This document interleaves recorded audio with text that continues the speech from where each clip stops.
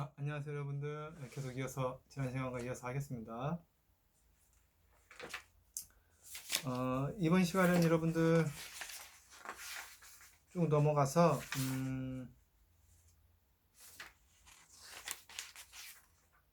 268페이지로 볼까요 여러분들? 267페이지 8페이지인데 이 앤드류 가족에 대한 그 치료 계획에 관련된 설명이 좀 나와 있죠. 그래서 어찌됐든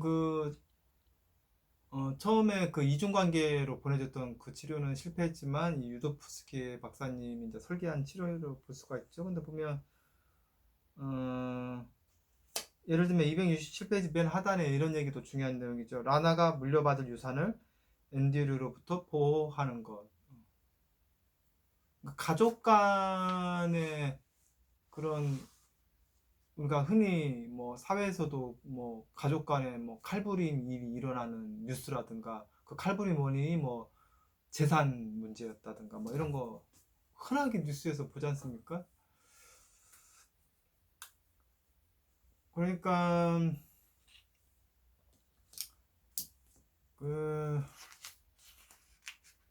그게 이제 가능성이 보이는 거죠. 그래서 가족 그 형제 간의 우애가 여러분들 아시다시피 형제 간의 우정이라는 것도 뭐 형제 간의 우정이라고 표현하든 제가 우정이라는 것이 여러분 알다시피 그냥 뭐 밥 몇 끼 먹고 이렇게 해서 형성되는 게 아니지 않습니까? 서로 즐거움도 같이 이렇게 나누고 혹은 어려움을 나눈다는 얘기는 어려웠을 때 누군가가 서로 도와준 걸 의미하는 거죠. 즐거움은 서로가 이렇게 축하해주는 의미인 거고 그런 여러 가지 삶의 그 여정들 있지 않습니까? 그런 것들을 함께 나누면서 이게 시간을 두고 쌓여갔을 때 우리가 그 부모님에 대한 그런 그리움, 뭐 형제에 대한 그리움, 애틋함, 뭐 그렇죠? 형제에 대한 우애 이런 것들이 생겨나는 것이죠. 근데 이제 이 앤드류 같은 경우는 오히려 동생을 심하게는 죽이려고 위험에 빠뜨리려고까지 했었다는 얘기는 이 여동생에게 이 여동생이 어려웠을 때 도와줄 실리가 만무하죠. 도와주는 게 아니라 오히려 이렇게 위험에 빠뜨릴 정도였으니까. 그렇다면은 이 여동생과 이 앤드류 간의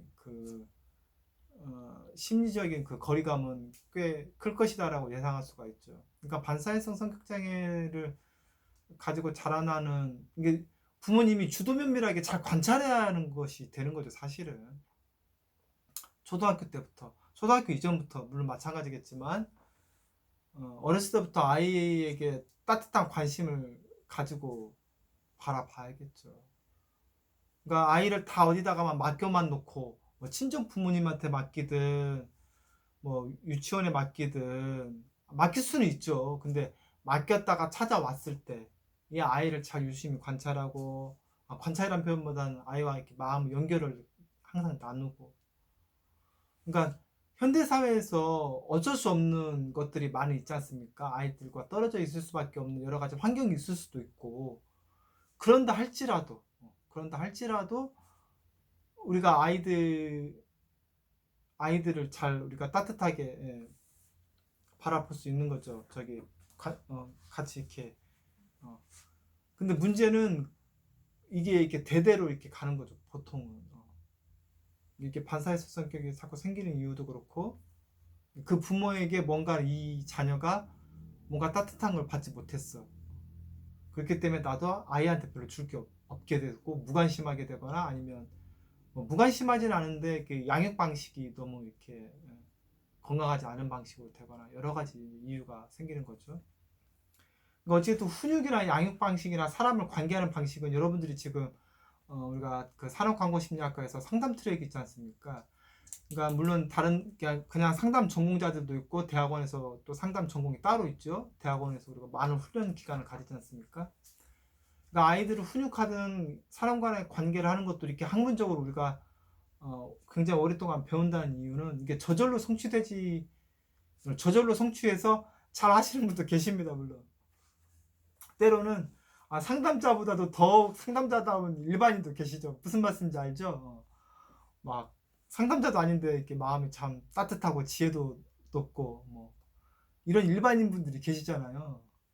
근데 이제 그런 분들 빼고는 대다수는 아예 양육 방식 또 사람들과 나누는 방식을 배워야 한다는 의미가 됩니다. 배워야 한다는 의미. 그래서 여러분들이 이렇게 좋은 공부를 하고 있다고 저는 생각이 듭니다. 268페이지에 그 여동생도 오빠에 대한 학대로 인해서 좀 치료를 받아야 한다는 내용이 나와 있고 7번에 좀 중요한 내용이 나와 있어요. 그러니까 정신과 의사를 만나는 것에 대한 지원을 해주겠지만 그건 비용이 드니까 어떠한 목적으로도 재정적 지원을 하지 않기로 통보했다. 이 부분이 중요한 부분인 거죠. 왜냐면 이 아이가 지금 뭐 사업상의 문제든 이런 절도 문제든 뭐 여러 가지 법적인 문제로 인해서 어려움에 빠져서 또 계속 되게 거짓말로 이렇게 또 돈을 이렇게 거짓말일 수도 있고 어쨌든 여러 가지 방법으로 근데 이건 꼭 반사회 아니더라도 다른 비군의 성격 장애 같은 경우는 이렇게 자기 부모님이 됐든 뭐 타인이 됐든 이렇게 좀 너무 나쁘게 얘기하면 돈을 뜯어낸다고 그러죠. 돈을 뜯어내는 방식을 잘 알고 있죠. 그래서 물주가 자기 엄마나 아빠일 수도 있고 물주가 타인이 될 수도 있어요. 뭐 남자친구가 될 수도 있고 뭐 여자친구가 될 수도 있고 아니면 뭐 친구가 될 수도 있고 엄마 가족 중에 그 누군가가 될 수도 있고 뭐 형제가 되는 경우도 있어요. 물주가. 네. 그러니까 뜯어먹는 너무 심하긴 하지만 뜯어먹을 수 있는 사람을 이렇게 파악을 하는 거죠. 이 사람은 아는 거죠. 레이더 망에. 걸려들면 이제 그 사람이 이제 그렇게 되는 거죠. 그렇기 때문에 이 치료 계획에 이 재정적 지원을 하지 않는 것도 중요한 하나의 그 치료 계획으로 볼 수가 있습니다. 왜냐면 이 사람이 그 돈으로 결국은 재정적 지원이라는 게 이 사람이 성장하고 치료받은 데는 지원해주지 않습니까? 그러니까 성장에 도움이 되는 데는 지원해주겠지만 다른 지원은 결국은 이 사람이 결국은 그 돈이 타인의 선한 목적, 자기의 성장을 위한 목적으로 쓰이는 것이 아니지 않습니까? 오로지 쾌락만을 위한 어떤 자기의 그 이기적인 목적으로만 쓰이는 그 재정이기 때문에 이런 것을 안 해주는 것이 중요한 단서죠. 그 다음에 이제 이 부부 치료도 좀 같이 해야 한다. 가족 치료도 하고 부부 치료도 하고 부부 간에 그런 의사소통이 문제가 있었다는 얘기가 나와 있고 4번에도 좀 중요한 내용이 나와 있죠. 이 아이에 대한 분명한 경계선을 가지고 있어야 한다. 특히 여기서는 어머니였죠. 어머니가 이렇게 밀착했던 거죠. 그러니까 밀착의 반대말은 이렇게 너무 밀착됐다, 혹은 너무 경직되었다, 너무 멀리 격리된 거죠. 너무 멀리 있는 것이 있고 너무 밀착된 것이 있고 그렇죠. 여기서는 경계선이 건강한 경계선은 그러니까 부모와 자녀 간에 이렇게 자녀는 자기 자녀의 스스로 책임감을 키울 수 있게. 근데 그 책임감이 갑자기 뭐 대학생 때부터 성인이지 않습니까? 그럼 성인부터 갑자기 이 일은 네가 책임져 이게 아닌 거죠. 예를 들어 중학교 때든 초등학교 때든 그냥 예를 드는 겁니다. 학교에 늦을까봐 부모님이 뭐 몇 년을 깨워줬다. 그러면 초등학교 때 깨워줬는데 중학교 때도 깨워줬다. 그래서 뭐 다른 사람들한테 맨날 얘는 제 스스로 못 일어난다고, 뭐 게으르다고 이렇게 얘기할 수도 있는데 그게 아닌 거죠. 아이가 알람을 맞추고 혼자 일어날 수 있게 이렇게 계속 이렇게 도와주는 거죠. 근데 어떤 부모는 이러기도 해요. 알람 맞추고도 못 일어난다. 그래도 못 일어나서 만약에 이제 학교를 너무 늦으면 이제 학교에서 조금 이제 혼은 나겠지만 자기 인생에서 책임을 질 수 있게 그렇게 도와주는 거죠. 예를 들면 부모님이 깨워주는 게 아니라 늦어서 학교에 가서 혼나더라도 혼날지라도 어쩔 수 없을지라도 그런 것이 이제 경계선과 관련된 겁니다. 경계선이라는 얘기는 어렸을 때부터 아이가 스스로의 삶을 이렇게 책임질 수 있게 도와주는 것. 그렇죠? 그리고 이제 그 아들과 비극적인 결과를 예상하고 감정적인 준비를 한다. 그러니까 비극적인 결과라는 얘기는 반사회성 성격 장애를 가진 사람이 결말이 이렇게 감옥에 가든 어떤 위험에 빠지든 보통 이렇게 위험한 상황들을 많이 만들어내기 때문에 비극적인 결과를 있을 수 있다는 걸 예상을 하고 그런 감정적 준비를 해야 하고 6번이 연결이 돼요. 그래서 아들에게 이상화된 이미지, 아들을 너무 잘못 정확히 못 본 거죠. 우리 아들은 뭐 괜찮은 사람이고 지금 그게 아니라 이상화된 이미지를 객관적으로 보고 그거에 대한 아들과 이렇게 경계를 두고 거리를 둔다는 얘기는 사실 그 아들을 떠나보내려는 건 쉬운 일이 아닌 거죠. 내 아들이 의지적이기 때문에. 그러니까 아들을 떠나보내는 것에 대한 감정적 준비를 하고 애도 어떤 슬픔 같은 거로 이렇게 그 공허한 마음이 됐든 그걸 좀 잘 스스로 채울 수 있게. 그러니까 이 어머니도 어떻게 보면 그 자기 스스로 이렇게 독립적이지 못한 거죠. 아들과 공생관계는 좋은 의미는 아닙니다, 여러분들. 그러니까 같이 이렇게 협력하고 같이 서로에게 이렇게 성장에 도움이 되고 그게 좋은 관계인데 공생관계라는 단어는 엄밀하게 얘기하면 건강하지 않은 상태로 어쩔 수 없이 서로에게 도움이 되기 때문에 그러니까 연인 관계의 공생 관계도 가능해요. 그러니까 내가 외로우니까 저 사람을 만나면 안 좋은데 외로우니까 내가 헤어지지는 못해. 연인 관계에서도 예를 들면 혹은 물질적인 것이 됐든 나는 물질적인 걸 제공하고 저 사람은 나한테 외로운 거로 채워주고 예를 들면 공생관계라는 의미는 그런 거예요. 가족 간에도 그렇고 타인 관계에서도 공생관계는 가능하다. 근데 그건 진실한 관계는 아닌 거죠. 그러니까 진실한 관계에서 멀어지면 멀어질수록 삶은 사실 더 이렇게 건강한 방향으로 가는 것이 아닌 거죠. 어렵지만 진실한 관계를 한 발 이렇게 내딛고 갈 때 우리가 이게 성격 장애로부터 벗어나든지 아니면 이제 성격 장애를 애초부터 이렇게 들어가지 않는 길이 되는 거죠.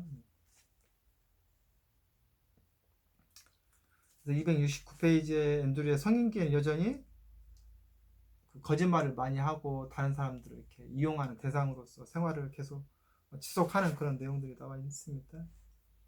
270페이지에 그 치료의 주요 원칙 같은 거 좀 나와 있는데, 근데 예를 들면 그 첫 번째도 많은 그 상담자들이 능숙하지 않다라는 얘기가 나와 있어요. 그러니까 어찌됐든 그 우리가 그 정신병리에서 보는 장애가 굉장히 많지 않습니까?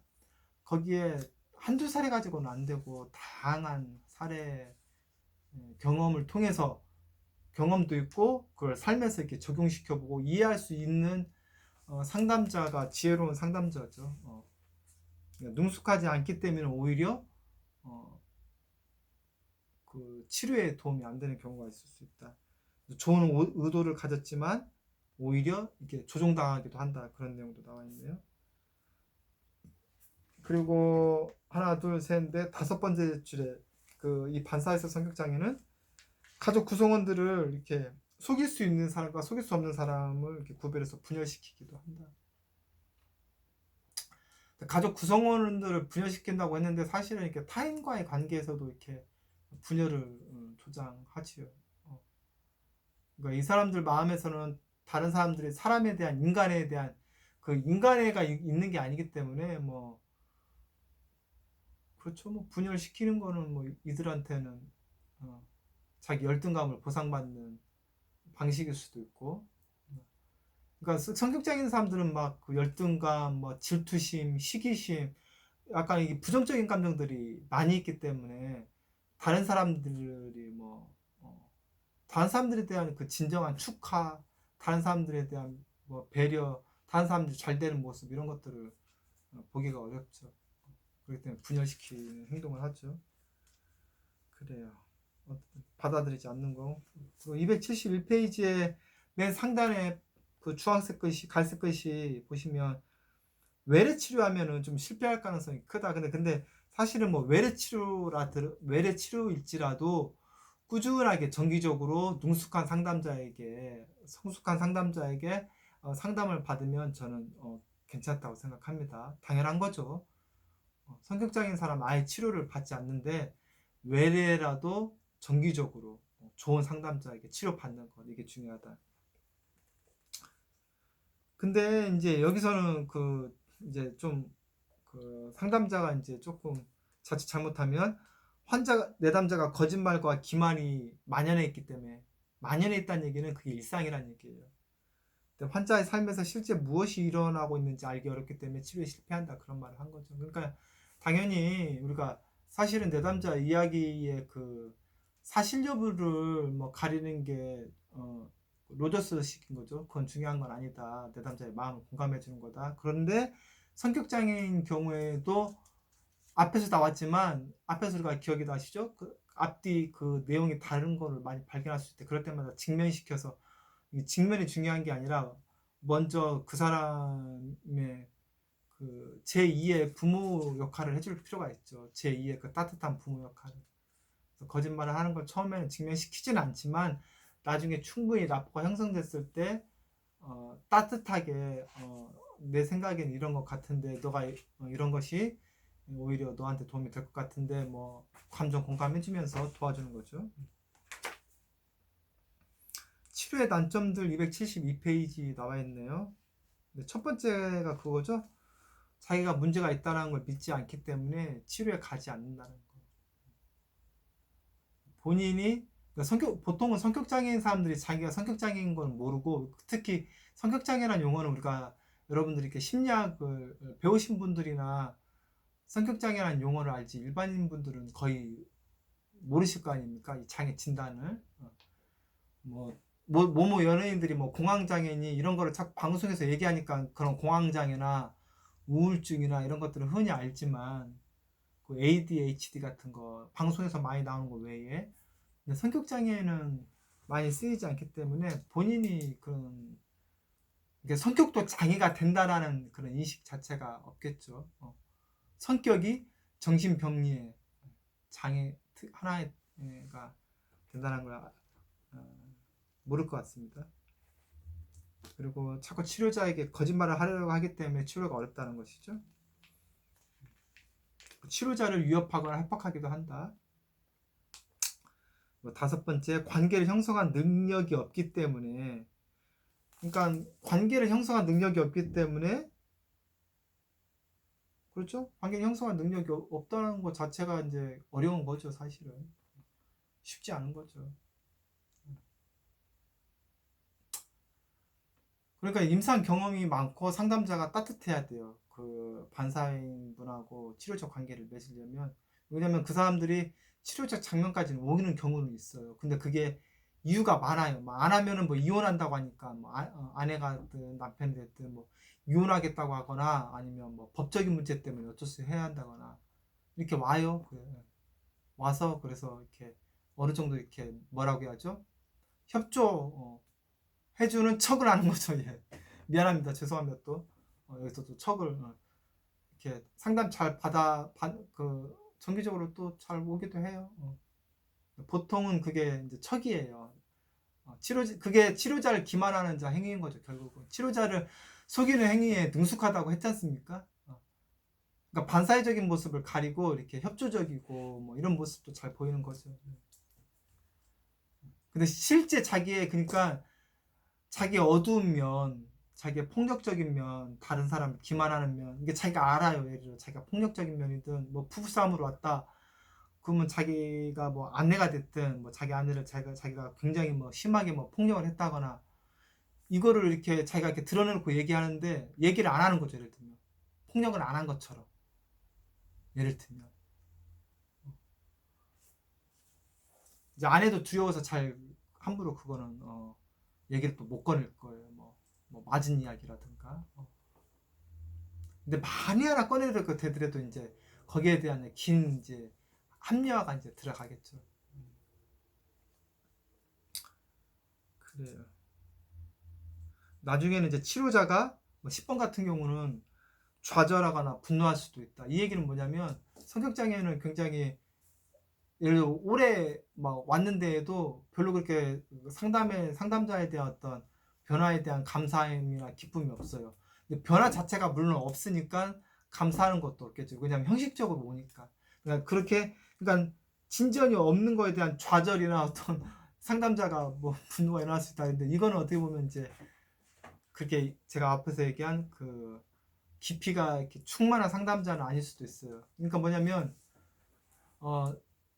뭐 두 번째 만나든 세 번째 만나든 이 성격 장애에 대해 잘 파악을 해서 변화로 조금씩 이렇게 작은 변화가 나중에 이렇게 나비 효과 같이 되는 거거든요. 또 오랜 시간을 그렇게 끌어왔다는 것도 좀 진전 없이 끌어온 것도 비윤리적이라고 우리가 이야기하거든요.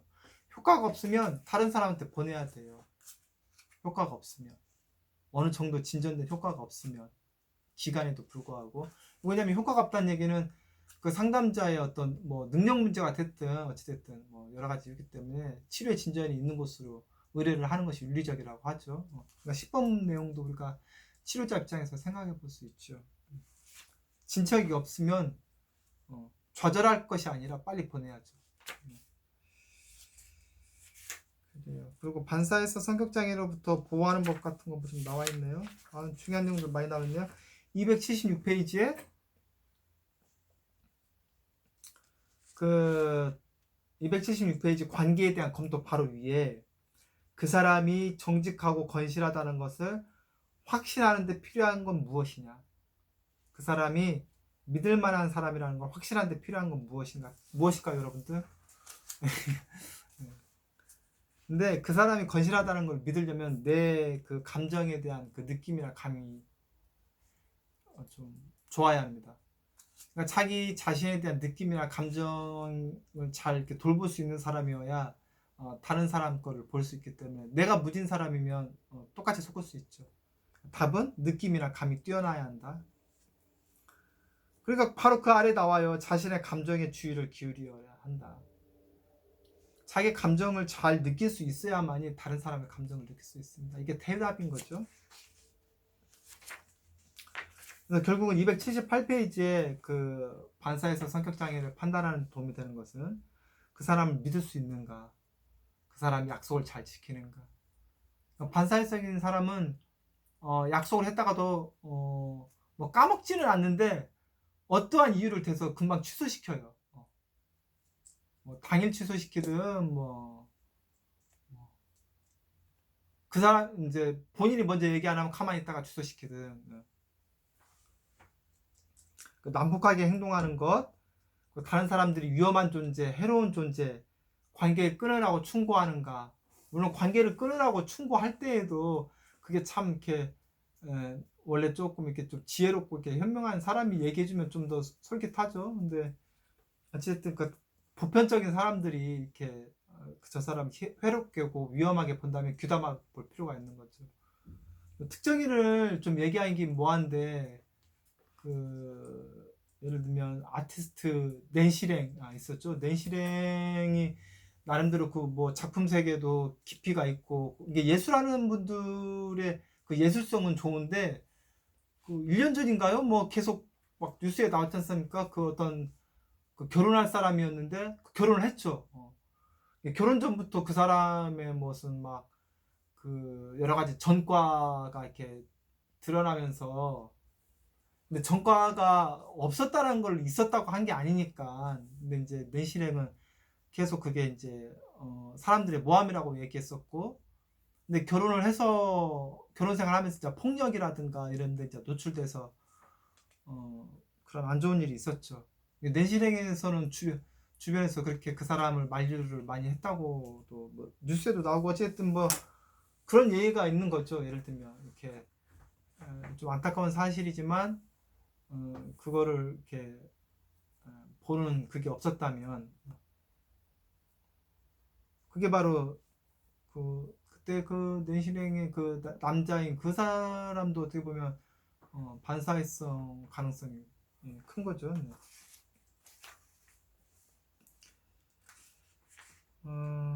그래요. 그 다음에 280페이지 같은 것도 여러분들 꼭 한번 읽어보세요. 이런 치료 장면에 능숙한 전문가인지 그리고 나를 이렇게 같은 실수를 하는 것을 피하도록 나를 도와줄 수 있는 상담자인지 이게 중요한 것이죠. 반복적으로 그렇게 살아왔을 거예요. 그 성격 장애자도 그렇고 성격 장애자에게 피해를 입힌 사람들도 반복적인 패턴이 있어요. 근데 그거로부터 피할 수 있도록 도와줄 수 있는 사람. 근데 임상 경험이 많고 성숙하고 지혜로운 상담자겠죠, 당연히. 281페이지 후기에도 유도프스 박사님은 유전적인 요인이라고 믿고 있지만 중간 정도예요. 환경적 경험적 요소가 공범이라고 믿는다. 오케이, 저도 참 이 말에 동의를 하는데, 우선 유도프스 박사님은 유전적 요인을 믿는다고 했는데, 우선은 저는 유전적 요인은 있는데 더 중요한 거는 환경적인 것과 경험적인 요소에서 그래서 자랐다는 것을 우리가 알고 그 사람을 어떻게 도와줄 것이냐, 이 부분이 더 중요하다고 보고 있습니다. 그리고 여러분들께서 이제 그 반사에서 성격 장애를 쭉 한번 우리가 같이 봤는데, 좀 우리가 다시 이제 대면 수업을 하게 돼서 좋은 소식이 있는데, 대면 수업 때 여러분들께서 또 궁금하신 것들 메모를 해주셨다가 같이 또 이야기 나눴으면 좋겠습니다. 같이 함께 공부했는데 여러분들 도움이 되셨길 바라겠습니다. 다음 시간에 뵙겠습니다. 감사합니다.